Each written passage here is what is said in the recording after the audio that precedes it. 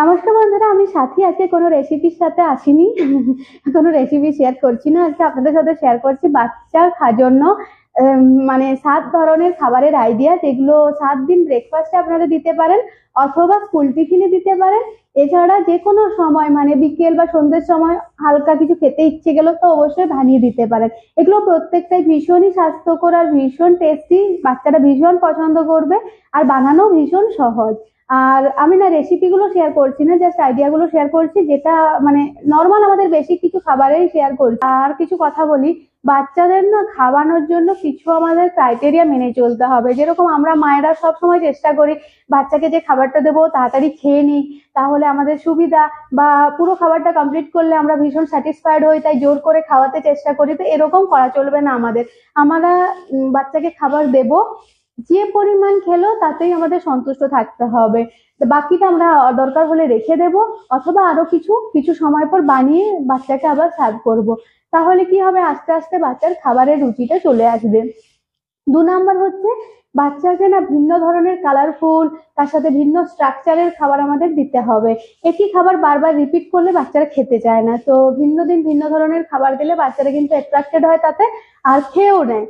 আর 3 number হচ্ছে যে বাচ্চাদের খাওয়ানোর মানে মিনিমাম 2 ঘন্টা 1.5 ঘন্টা আগে থেকে না বাচ্চাদের কোনো চিপস, চকলেট, কোল্ড ড্রিঙ্কস, এছাড়া কোনো সুগার জাতীয় প্রোডাক্ট, বিস্কিট এসব দেওয়া চলবে না। তাহলে কি হয়, বাচ্চার খিদে থাকে কিন্তু বাচ্চার খাওয়ার ইচ্ছেটাকে না কমিয়ে দেয়। তো তখন আর বাচ্চারা খেতে চায় না, কিন্তু খিটখিটে হয়ে যায়, কারণ বাচ্চাদের খিদে থাকে।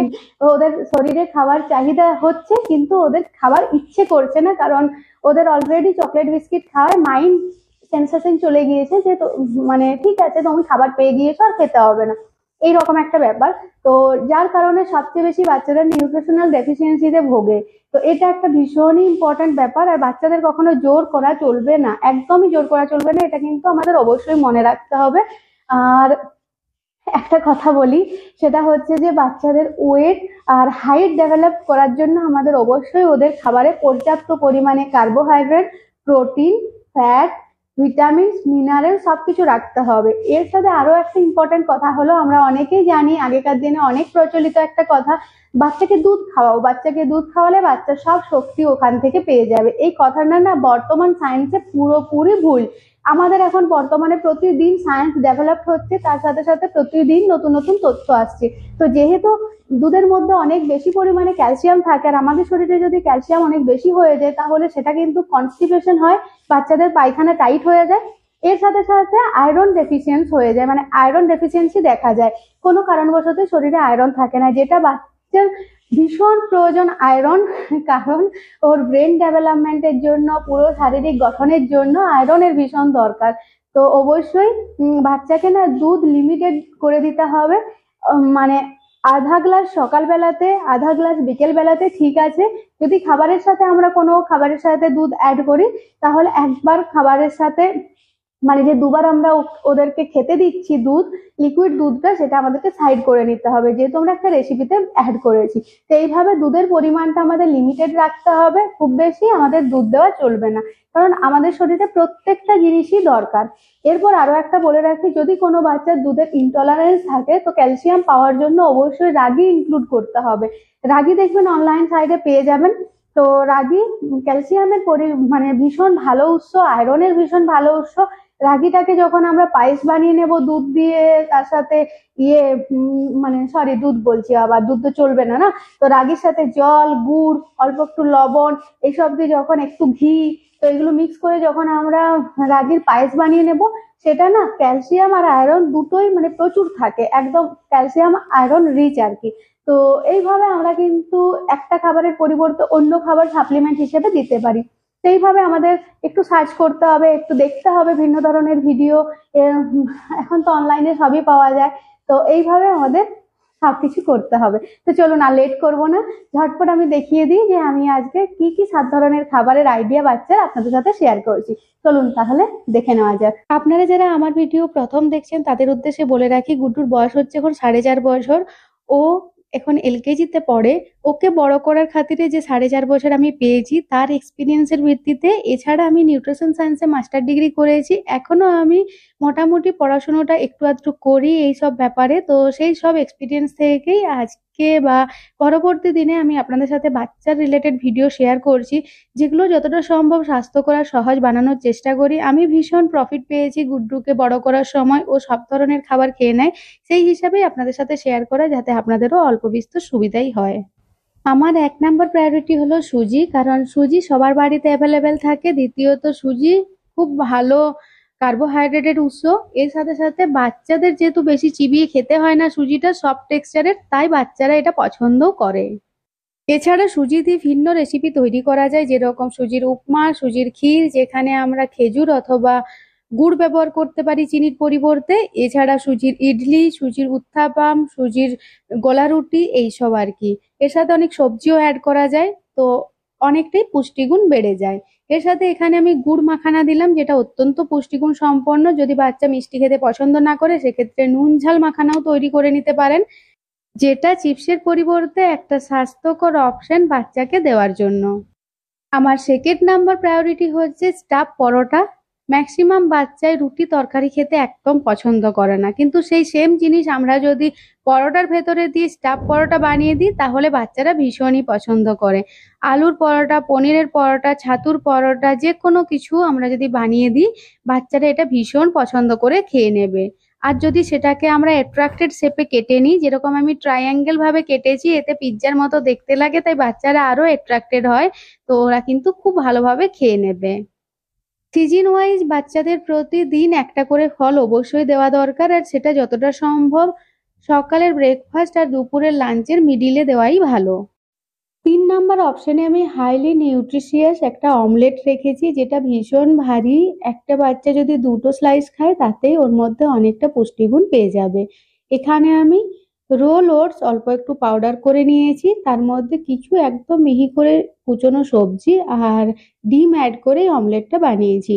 অনেক বাচ্চার না ডিমে অ্যালার্জি থাকে, সেক্ষেত্রে বাচ্চাদের এখানে বেসন ব্যবহার করতে পারেন, মানে বেসন, ওটস আর সবজি দিয়ে চিলাটা বানাতে পারেন বা অমলেটটা বানিয়ে ফেলতে পারেন। আর অপরদিকে অনেক বাচ্চার না আটাতে প্রবলেম থাকে, গ্লুটেন মানে ইনটলারেন্স থাকে, সেক্ষেত্রে ওটস একটা খুবই ভালো অপশন।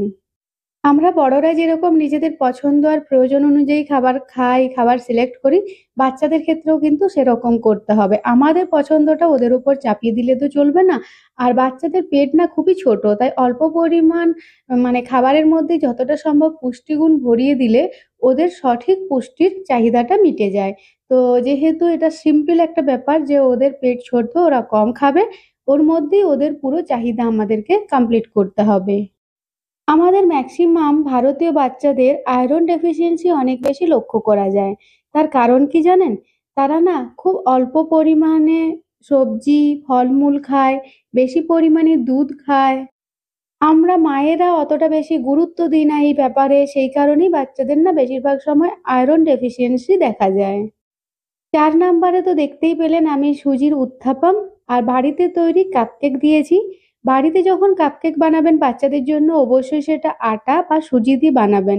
সেক্ষেত্রে বাচ্চাদের আমরা স্বাস্থ্যকর খাবারটা দিতে পারছি, আর বাচ্চারা মানে বাজারের খাবারের প্রতি বেশি অ্যাট্রাক্টেড হবে না। তাই একটু কষ্ট হলেও বাড়িতে ভিন্ন ধরনের খাবার আমাদের বানানো দরকার। ৫ নাম্বার আইডিয়া হলো চিড়ের ঝাল পোলাও।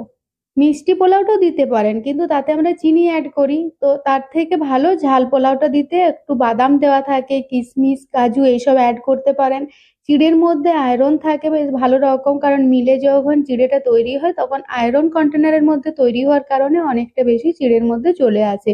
এছাড়া আমরা এর মধ্যে একটু সবজিপাতি অ্যাড করি, তো সেক্ষেত্রে এটা নিউট্রিশিয়াস হয়ে যায়। আমি ৬ নাম্বারে রেখেছি নরমাল রুটি। তবে নরমাল রুটিটাকে দেখুন একটু দেশি ঘি, একটু গ্রেট করা বিট, গাজর অ্যাড করে আটার ডোটা মেখে নিলাম।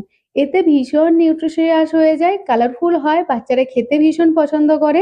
বিট, গাজরের পরিবর্তে এখানে কিন্তু পালং শাক ব্যবহার করতে পারেন, মেথি শাক ব্যবহার করতে পারেন, লাউ ব্যবহার করতে পারেন, কুমড়ো ব্যবহার করতে পারেন। তো এই রকম সবজিগুলোকে আমরা যদি খাবারের মধ্যে অ্যাড করে বাচ্চাকে সার্ভ করি, বাচ্চারা যারা সবজি খেতে পছন্দ করে না, তারাও এটা ভীষণ পছন্দ করবে। এতে বাচ্চার শরীরে ভিটামিনস, মিনারেলস এর কোনো ঘাটতি হবে না, বিশেষ করে আয়রনের। এখানে কিছু ব্যানানা চিপস গুড্ডুকে দিয়েছিলাম, দেখতেই পেলেন। তো অনেক সময় না বাজারে অনেক স্বাস্থ্যকর জিনিস পাওয়া যায়, আমাদের ওর নিউট্রিশনাল ভ্যালু বা কি কি ইনগ্রেডিয়েন্ট ব্যবহার হয়েছে ওই রান্নাটাতে বা ওই পার্টিকুলার প্রোডাক্টটাতে, সেটা যদি আমরা দেখে নিই তাহলেই বুঝতে পেরে যাব যে এটা আমাদের স্বাস্থ্যের জন্য ভালো নাকি খারাপ। আর আজকে 7 নাম্বারে আমি রেখেছি ব্রেড। ব্রেড দিয়ে অনেক ধরনের রান্না যেরকম করা যায় সেরকমই অনেক সময় আমাদের শারীরিক অসুস্থতা থাকলে বা কাজ বাগিয়ে উঠতে না পারলে ব্রেডই ভরসা। তো ব্রেড বাচ্চাদের জন্য ভালো, সেটা হলো হোল হুইট মানে ব্রেড বা আটার ব্রেড। ময়দার বা মাল্টিগ্রেন ব্রেড আমরা বাচ্চাদের জন্য ইউজ করব না। ছোট বড় কারোর জন্যই ময়দার ব্রেডটা প্রতিদিনকার নিয়মে রাখা উচিত নয়। আর মাল্টিগ্রেন ব্রেড না বাচ্চারা ডাইজেস্ট করতে পারে না, অনেকগুলো যেহেতু সিরিয়াল একসাথে থাকে বাচ্চাদের ডাইজেশন পাওয়ার এতটাও হাই নয়। ভিন্ন ধরনের গ্রেট করা সবজি তার সাথে অল্প একটু মায়োনিজ অ্যাড করে এটা বানিয়েছি। এটা খেতেও যেরকম সুন্দর লাগবে, অনেকগুলো সবজি বাচ্চাদের খাওয়া হয়ে যাবে। এদের মধ্যে কোনো খাবারের রেসিপি জানতে হলে কমেন্টে জানাবেন, আমি জানিয়ে দেবো। টাটা।